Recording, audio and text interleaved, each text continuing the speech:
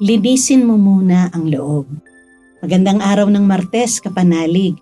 Kapistahan po ngayon ni Santa Monica, ang ina ni San Agustin. Kaya't pagbati po sa lahat ng mga ina ng tahanan. Ito po si Sister Rose Agtarap ng Daughters of St. Paul para sa mabuting balita. Pagnilayan na po natin ang Ebanghelyo ngayon.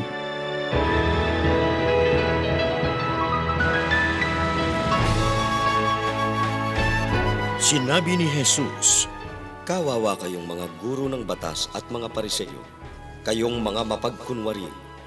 Hindi ninyo nalilimutan ang mint, anis at kumino sa pagbabayad ninyo ng ikapu.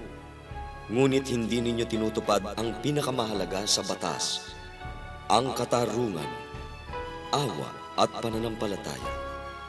Ito ang nararapat isagawa na hindi kinakaligtaan ng iba. Mga bulag na taga-akay, sinasala ninyo ang lamok, subalit nilulunok ang kamelyo. Kawawa kayong mga guro ng batas at mga Pariseo, kayong mga mapagkunwari. Nililinis ninyo ang labas ng plato at kopa, ngunit pinupuno naman ninyo ang loob ng pagnanakaw at karahasan, at binabasbasan ninyo ang mga ito, bulag na Pariseo. Linisin mo muna ang loob, at lilinis din ang labas."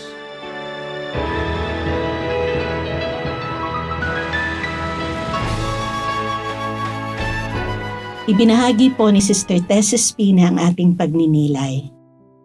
Ang mga eskriba ay mga relihiyosong abogado at sila ang nakakaalam sa mga batas at tradisyon.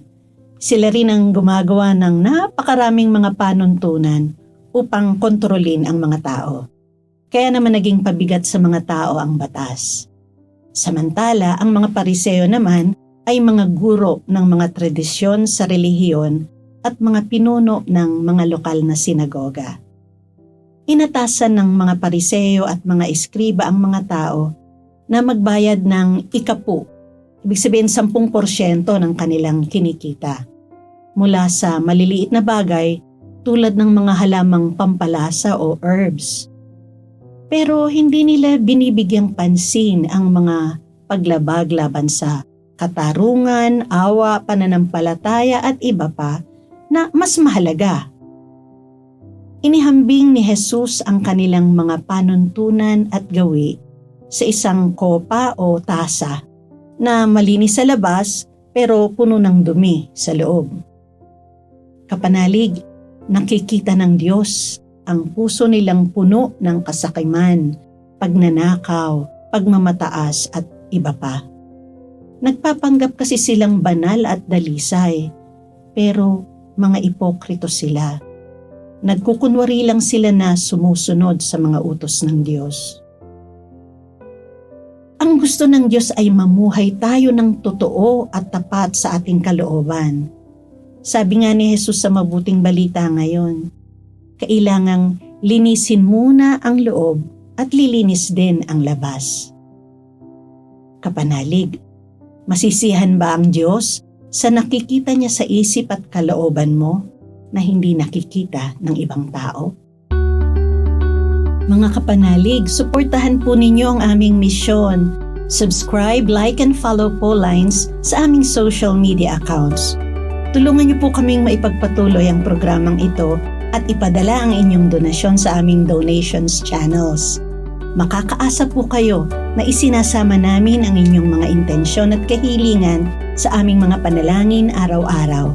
Ito pong muli si Sister Rose na nag-aanyaya sa inyong manalangin sa ating mahal na Inang Maria.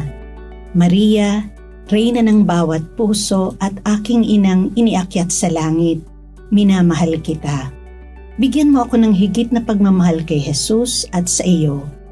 Reyna ng sansinukob, makamit nawa namin ang kapayapaan at kaligtasan sa pamamagitan ng iyong mga panalangin kay Kristong Panginoon, ang tagapagligtas ng lahat ng sangkatauhan. Amen.